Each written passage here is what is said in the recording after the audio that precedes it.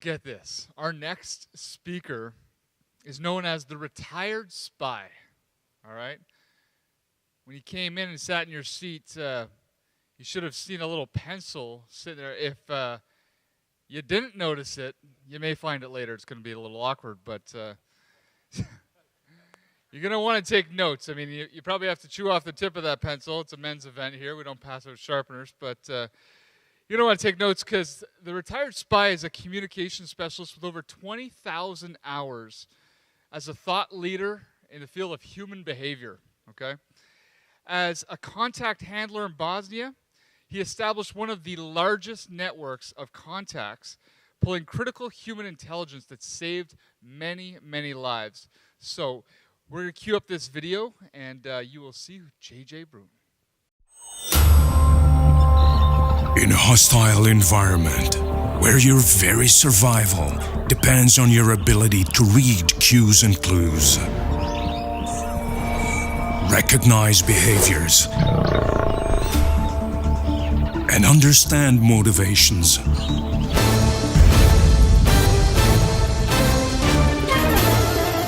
one intelligent staff officer, the retired spy, is about to share with you little-known secrets harvested on the battlefield to help you decode behaviors, enhance your ability to present ideas, gain buy-in, and acquire a competitive edge to enable your life and business to soar. Stepping out of the shadows, for your eyes only, Operative 431, J.J. Brun.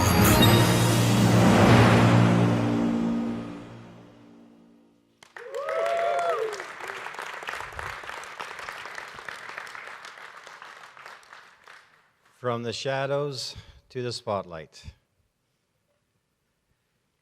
About 10 years since my first assignment in the military, I was informed that I was being deployed into Bosnia-Herzegovina. 3 months later, I found myself in the office of who we branded as the self-declared mayor of Mostar. I had deployed, I had all the skill sets required, and when I met him for the first time, I said, Dobro jutro, ja sam Jean-Jacques, kako ste? We exchanged dialect, as in greetings, and then I remember in my training the 10 most effective ice-breaking questions, that if I ask that one question, that person will talk to me for 10 minutes nonstop.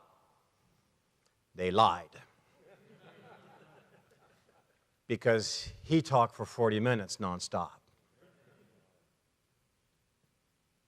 Question number one that I've mastered: how did you ever get interested in politics?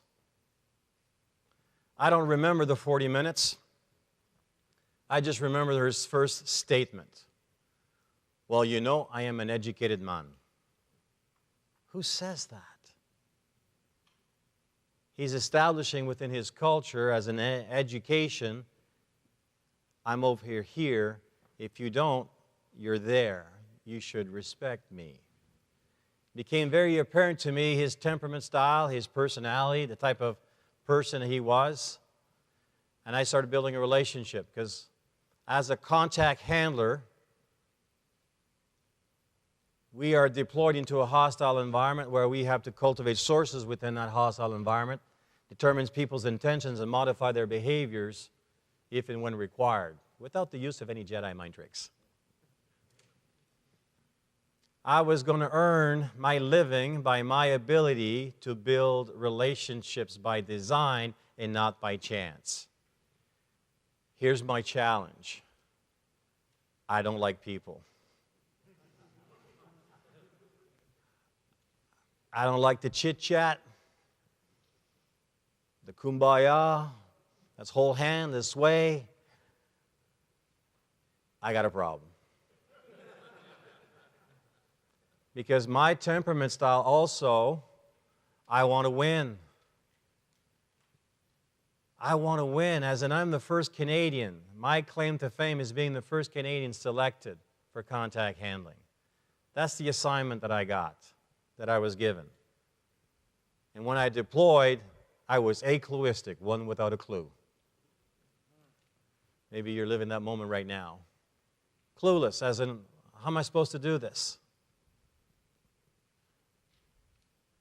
Your strengths will carry you. Your lowest traits should concern you. My lowest traits happens to be all people skills traits.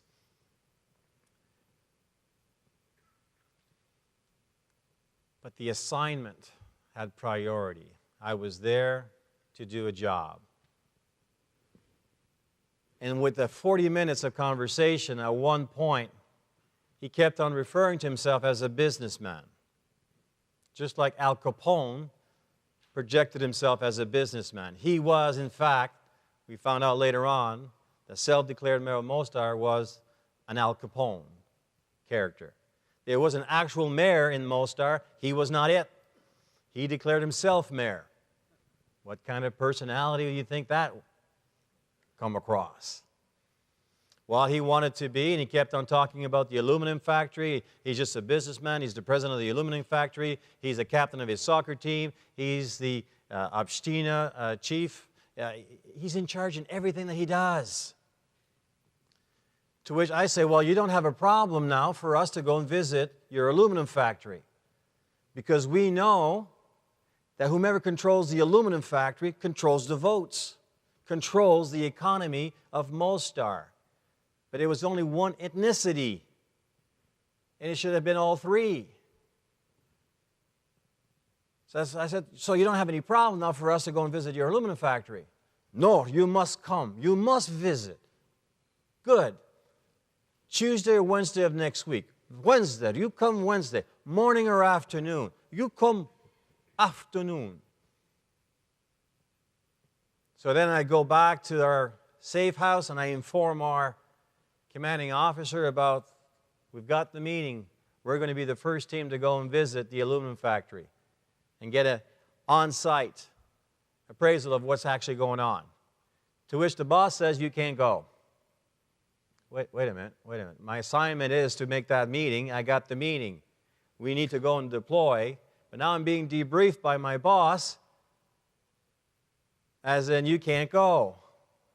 And I have to negotiate. I have to then present an idea in order to gain buy-in from my own boss. Well, you can only go if you ask him one question. What's your question? Ask him if he's the one that cut the water supply to the Muslim. Well, that's kind of a very direct question for my second meeting. Brun, you can't go if you're not going to ask that question. That's a challenge. I love challenges. I'll ask that question. The meeting started at 10 o'clock and it's finished around 5 o'clock in the afternoon. We only had one question. And the approach is the hourglass. Very generic. You go down, you ask your question, you go very generic so they don't know what you're looking for. That's the assignment. So we go and we meet everyone. Again, Dobro jutro, Jesem Jean-Jacques, it's the dialect. And when you've been deployed for a while, you miss the common little food that you have here. And I don't know,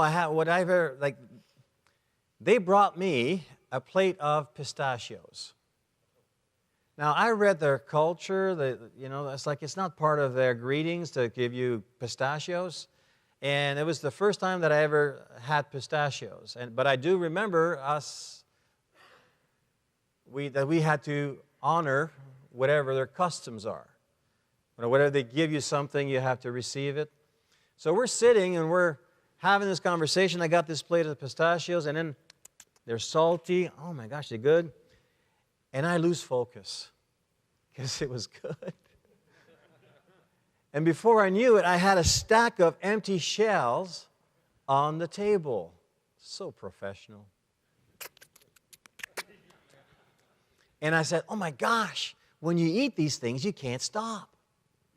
To which the self-declared mayor answered in English.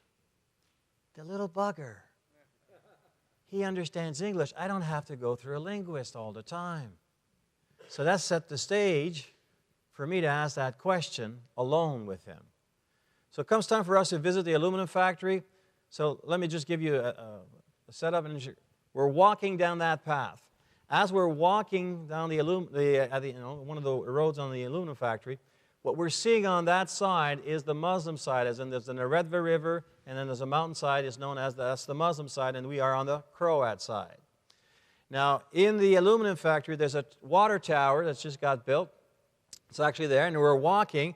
Now we have the whole entourage, but I'm alone with the self-declared mayor. I don't need an interpreter. We're ahead of the curve, and it's a little bit raining outside, so there's a theme, water. And as I'm walking with them, I said, do you know what they're saying about you? No.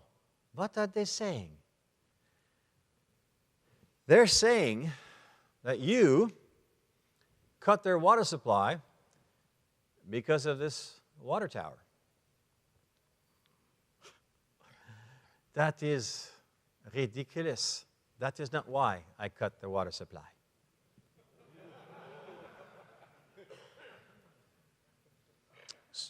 So why did you cut their water supply?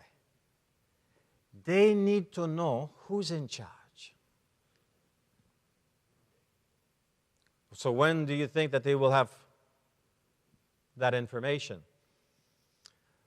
Friday is a good day.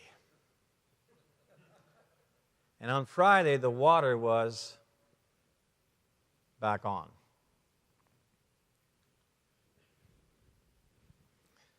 You see, within the intelligence branch, our motto is E tenebris lux. Rough translations from darkness into light.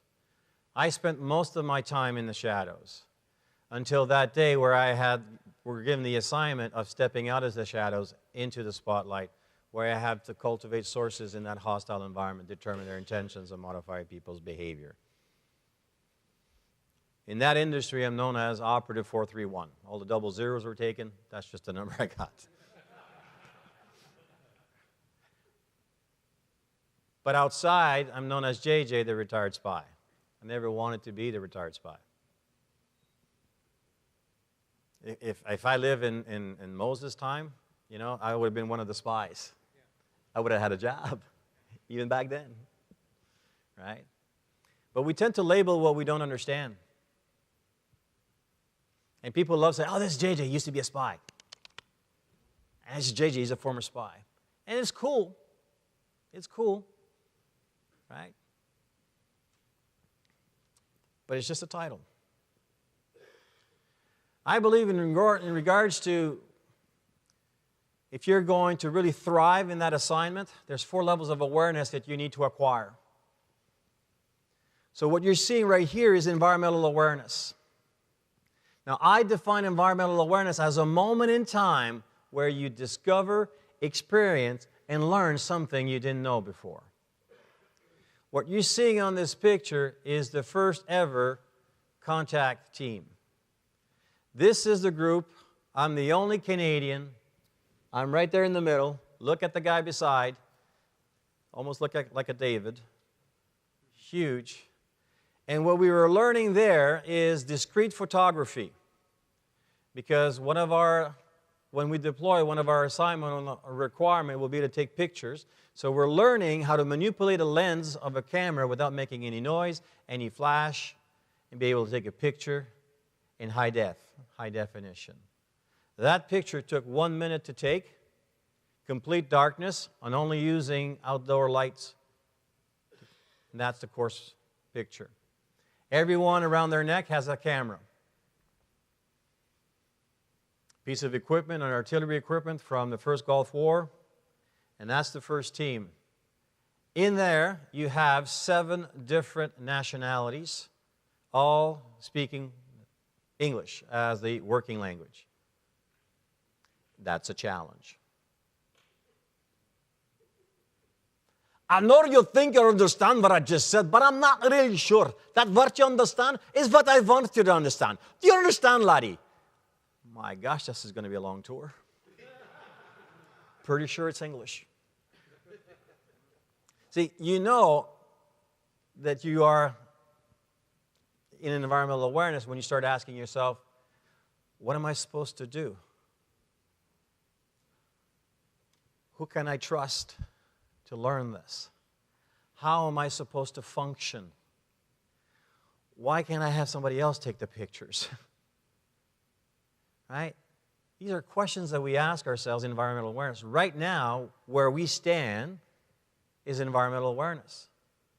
It's a moment in time where we're going to learn, where we're going to discover, experience, or learn something that we haven't before. That's environmental awareness.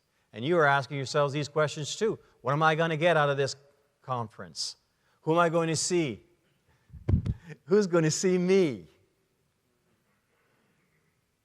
How are we supposed to take all this in and do something with that?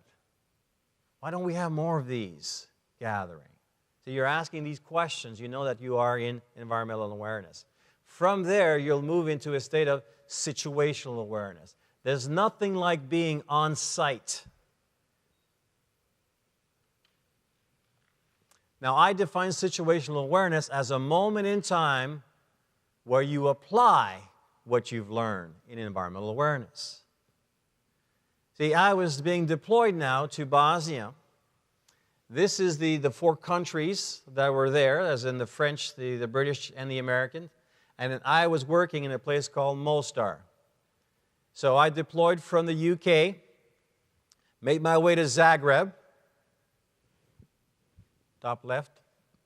And from Zagreb to Sarajevo, somebody was going to pick me up there. I had no clue who. Canadian showed up. Are you Brun? Yes, follow me. Yes, sir. Came in, provided some funds, provided rations, was given my next assignment, was provided the pistol, 2 magazines. Each magazine can hold 10 bullets. And then I was provided 10 bullets. I got a problem. I got 2 magazines. Shouldn't I get 20?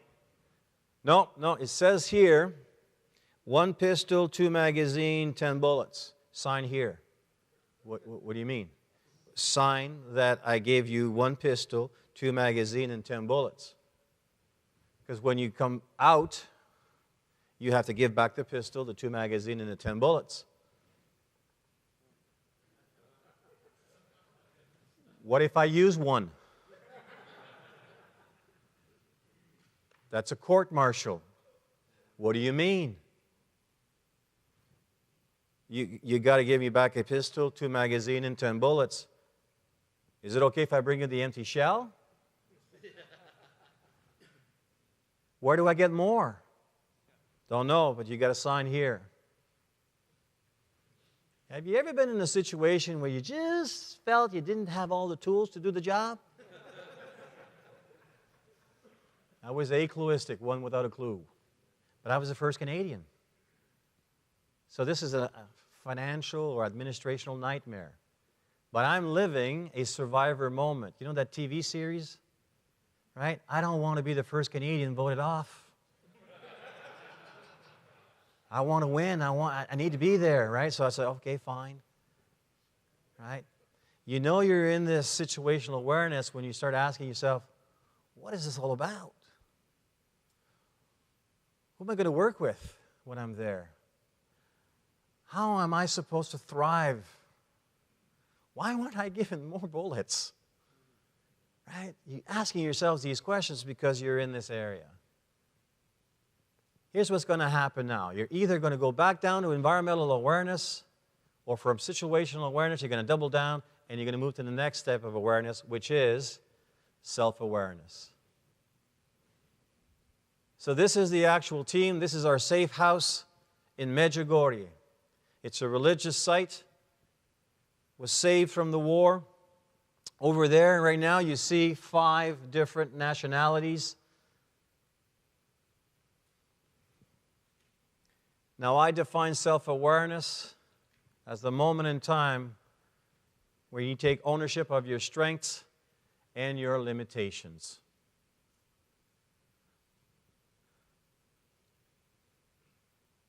Questions that you tend to ask yourself when you're there: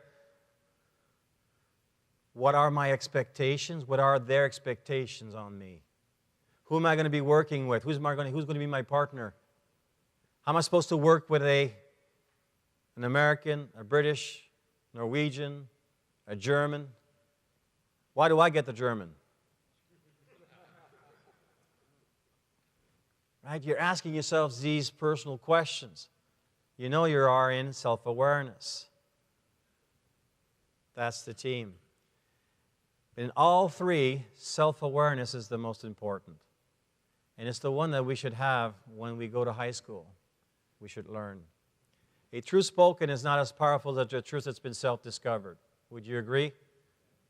Mom told me, I grew up in Field, Ontario. If you're Northern Ontario, Sturgeon Falls, North Bay, you know, that area. 5 years old. The elements of the stove. You know the red elements of the stove? Nice shiny red, right? Mom says, don't touch that. You'll burn yourself. Now, why she left the 5-year-old alone in the kitchen? And I'm just looking at this. And here was my mindset back then. I'm not going to use my big finger because I'll get a big owie. I'll use my small finger. I'll get a small owie. I won't touch the red part. I'll touch the white part.